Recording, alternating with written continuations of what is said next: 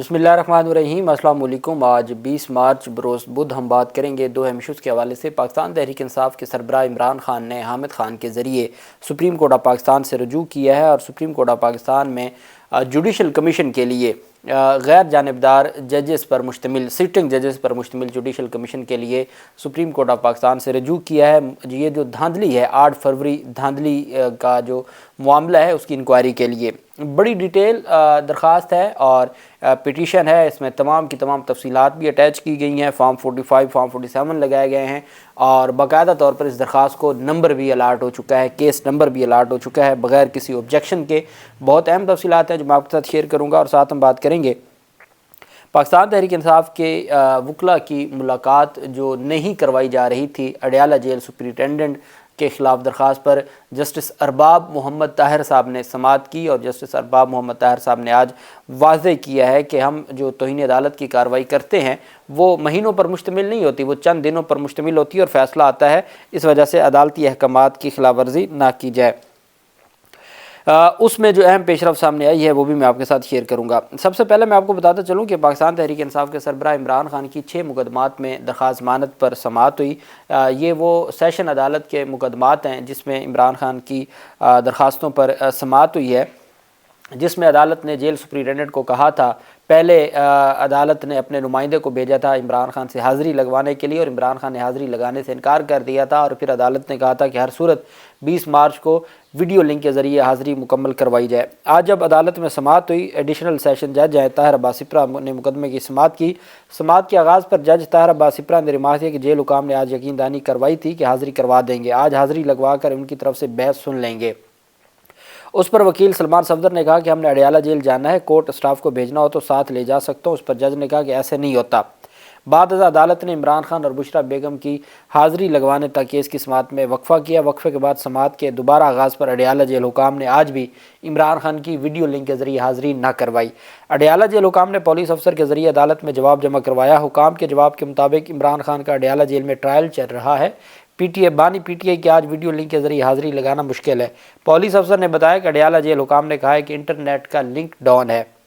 جج طاہر عباس سپرہ نے کہا کہ نیٹ کیوں ٹھیک نہیں ہو رہا، کیا تکلیف ہو گئی ہے نیٹ کو؟ سپرنٹینڈنٹ اڈیالہ جیل کو دوبارہ شوکاز نوٹس جاری کیا جاتا ہے۔ سپرنٹینڈنٹ اڈیالہ جیل انٹرنیٹ سے متعلق ٹیکنیکل رپورٹ عدالت جمع کروائیں۔ بعد ازاں عدالت نے دوبارہ حاضری کا حکم جاری کرتے ہوئے سماعت ملتوی کر دی 26 مارچ کے لیے۔ یہ درخواست ضمانت ہیں 6 مقدمات میں جس پر ضمانت ہونی، یہ عبوری ضمانت کی درخواستیں ہیں۔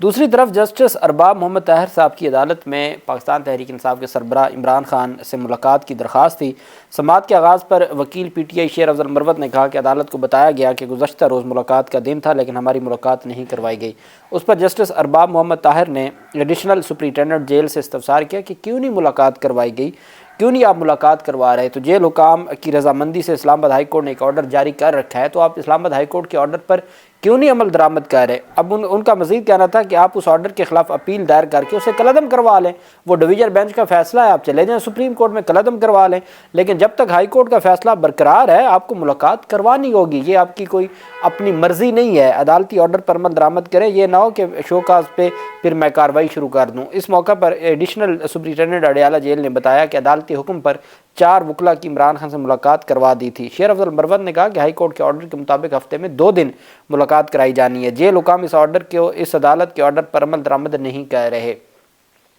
جسٹس ارباب محمد طاہر نے وکیل سے استفسار کیا کہ عمل درآمد نہیں ہو رہا تو آپ توہین عدالت درخواست دائر کریں۔ توہین عدالت کی درخواست دائر ہوگی، ہم اسے مہینے کے لیے نہیں چلائیں گے، ہم توہین عدالت کی درخواست پر 1 ہفتے میں فیصلہ کریں گے اور پھر لگ پتہ جائے گا کہ کیسے عدالتی احکامات پر عمل درآمد نہیں ہوتا۔ چونکہ جسٹس بابر ستار صاحب کا فیصلہ آ چکا ہے تو اب تو جو انتظامیہ ہے ان کو بھی پریشانی لاحق ہے، جب توہین عدالت کا معاملہ آتا ہے تو وہ بھی پریشان ضرور ہوتے ہیں۔ مزید ان کا کہنا تھا کہ یہ صرف موجودہ صورتحال سے متعلق نہیں ہے، ہم اس معاملے پر تفصیلی فیصلہ لکھیں گے، گزشتہ روز وکلاء کی ملاقات کیوں نہیں کرائی گئی۔ ایڈیشنل سپرنٹینڈنٹ نے بتایا کہ کل سیکیورٹی کی کوئی مشقیں چل رہی تھی، اس وجہ سے ملاقات نہیں کروائی گئی۔ جسٹس ارباب نے کہا کہ وکلاء کو ملاقات کرانے سے کون سا مسئلہ پیدا ہو جائے گا۔ بعد ازاں جیل حکام کو عمران خان کی آج وکلاء سے ملاقات کروانے کا حکم دیا۔ عدالت نے ریمارک دی کہ جیل حکام آج اور طے شدہ دنوں میں بھی ملاقات کروائیں گے۔ نہیں تو پھر میں ایک ہفتے میں توہین عدالت کا ٹرائل مکمل کر کے پھر ڈیسائیڈ کر دوں گا۔ اور آج پھر بیرسٹر گوہر علی خان اور پاکستان تحریک انصاف کے وکلاء کی ملاقات ہو گئی ہے عدالتی احکامات کے بعد، چونکہ یہ 15 دن کے لیے تمام ملاقاتوں پر پابندی عائد کی تھی کہ شاید عمران خان سے ملاقاتوں کا سلسلہ روک دیا جائے گا، لیکن اسلام آباد ہائی کورٹ کے جو ججز ہیں وہ اپنی جو وہ سردار اعجاز اسحاق خان صاحب ہوں یا جسٹس ارباب محمد طاہر صاحب ہوں یا جسٹس میاں گل حسن اورنگزیب صاحب ہوں، وہ فیصلے دے رہے ہیں اور قانون کے مطابق چیزوں کو دیکھا جا رہا ہے۔ دوسری طرف پاکستان تحریک انصاف کے سربراہ عمران احمد خان نیازی کی یہ پٹیشن ہے، اور دوسری اس میں جو پٹیشنر ہیں وہ پاکستان تحریک انصاف بطور جماعت ورسز ہے یہ فیڈریشن آف پاکستان، دوسرے number per election commission of Pakistan, تیسرے نمبر پر پی ایم ایل این، چوتھے نمبر پر پاکستان پیپلز پارٹی پارلیمنٹیرین، اور پانچویں نمبر پر ہے ایم کیو ایم۔ ان کو بھی فریق بنایا گیا ہے۔ Constitution petition under article 184(3) of the constitution of Islamic republic of Pakistan for enforcement of fundamental rights of the petitioners and public at large, کہ عوام پاکستان کے جو فنڈامنٹل رائٹ ہیں ان کی حفاظت کی جائے۔ اس میں جو پہلا پیراگراف ہے اسی میں پوری جو کہانی ہے وہ لکھ دی گئی ہے۔ That the general elections to the national assembly and 4 provincial assemblies were held on February 2024۔ These elections were held after an inordinate delay and beyond the constitutionally mandate period of 90 days, both in case of provincial assemblies and national assemblies as given in article 2 to 4 of the constitution due a clear defiance of the constitution، کہ جناب 8 فروری کو انتخابات ہوئے۔ ایک تو یہ بالکل جو انتخابات ہیں وہ پہلے ہی ڈیلے کا شکار تھے اور آرٹیکل 224 کی خلاف ورزی میں اور آئین کی خلاف ورزی میں، اور آئین کو توڑ کر یہ انتخابات ڈیلے کیے گئے اور پھر انتخابات ہوئے 8 فروری کو۔ These elections then held after such a long delay were massively rigged and the election results were hugely manipulated, amongst other causes due a complete failure of the respondent number 2 election commission to hold free and fair election as per the law and the constitution, in as much as due to several grave illegalities and violations of election act 2017، کہ جو election commission ہے بری طرح ناکام ہو گیا ہے وہ free and fair انتخابات کروانے میں، اور انتخابی نتائج میں رد و بدل کی گئی، مینوپولیٹ کیا گیا ہے۔ اور and malafide acts committed by the returning افسران جو آر اوز ہیں appointed by the said respondent number 2 election commission کی جانب سے جو آر او اپوائنٹ کیے گئے تھے ان کی جانب سے بڑے پیمانے پر دھاندلی اور غیر قانونی کاروائیاں کی گئی ہیں۔ The election results in a number of constituencies were compelled in violation of the Election Act. Many leading leaders of respondent number 3 to 5, MQM, People's Party or Noon League, were declared as returned candidates despite their obvious and comprehensive defeats by huge margin as broadcast on private TV channels in the night of 8 February 2024۔ کہ 8 فروری 2024 تک جو غیر حتمی غیر سرکاری نتائج جاری کیے جا رہے تھے میڈیا کو، اس میں ان تینوں جماعتوں کے جو سینئر لیڈرشپ تھی وہ بری طرح ہار چکی تھی، بڑے مارجن سے ہار چکی تھی، جن کو بعد میں جتوایا گیا۔ which was in utter violation of the law and constitution. These private TV channels were then restrained from announcing results during the night of 8 and 9 February 2024 کہ جی پھر بعد میں روک دیا گیا، اور وہ روکنے کے بعد جو ہے وہ یہ سارے کا سارا مینوپولیٹ کیا گیا، اور اس طریقے سے انہوں نے جو ذمہ داری بنتی تھی وہ نہ نبھائی اور آئین اور قانون کی خلاف ورزی کی گئی۔ اب اس میں جو پریئر کی گئی ہے آخر میں پریئر یہ کی گئی کہ it is therefore respectfully prayed that a judicial commission consisting of serving supreme court ججز holding no bias towards any one, وہ ججز جن کے بارے میں یہ ہو کہ وہ کسی کے ساتھ بائس نہیں ہیں، be formed to inquire, audit and examine the manner and process of general elections of 8 February 2024 and developments that took place thereafter of comparing false and fraudulent results, rendering winners into losers and losers into winners، ان کو بھی کلعدم قرار دیا جائے۔ جو انتخابات میں اندھیر نگری پھیری گئی ہے، نتائج میں رد و بدل کیا گیا ہے، اس کو کلعدم قرار دیا جائے، ایک جوڈیشل کمیشن بنایا جائے سٹنگ ججز پر مشتمل ہو اور غیر جانبدار ججز پر مشتمل ہو۔ It is further prayed that all the consequential acts of forming governments at the federal and Punjab levels be immediately suspended till the result of probe by the Judicial Commission appointed in this behalf are made public، کہ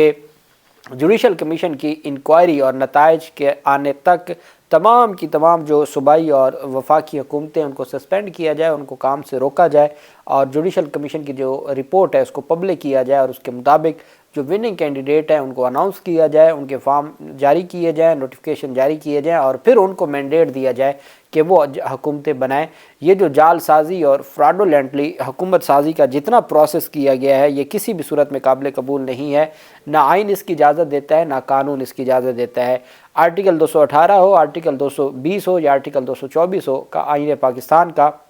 اس کی خلاف ورزی کی گئی ہے، اور یہ ساری کی ساری جو خلاف ورزی ہے وہ کی گئی ہے الیکشن کمیشن آف پاکستان کی جانب سے۔ اور اس میں یہ بھی لکھا گیا ہے کہ پہلے جو انٹرنیٹ بند کیا گیا، یہاں سے شروع کیا کہ کس طریقے سے انتخابی مہم پر پابندی لگائی، پھر کہا گیا کہ جس طریقے سے جو کاغذات نامزدگی تھے اس کے لیے سپریم کورٹ تک آنا پڑا، اور اتنی بڑی تعداد میں کاغذات نامزدگی مسترد ہوئے، اور پھر جو انتخابات کا دن تھا اس دن جو انٹرنیٹ کو بند کیا گیا، موبائل فون کو بند کیا گیا، اور پھر وقت نہ بڑھایا گیا، اور پھر جو انتخابی نتائج میں اتنی بڑے پیمانے پر رد و بدل کی گئی ہے۔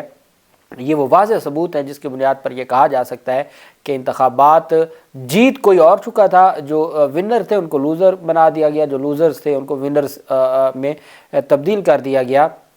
اس وجہ سے اس انتخابی جو معاملہ، اس میں نئے انتخابات نہیں مانگے گئے، بلکہ جو فارم 45 اوریجنل ہے اس کے مطابق، اور وہ فارم 45 سارے ساتھ اٹیچ کیے ہیں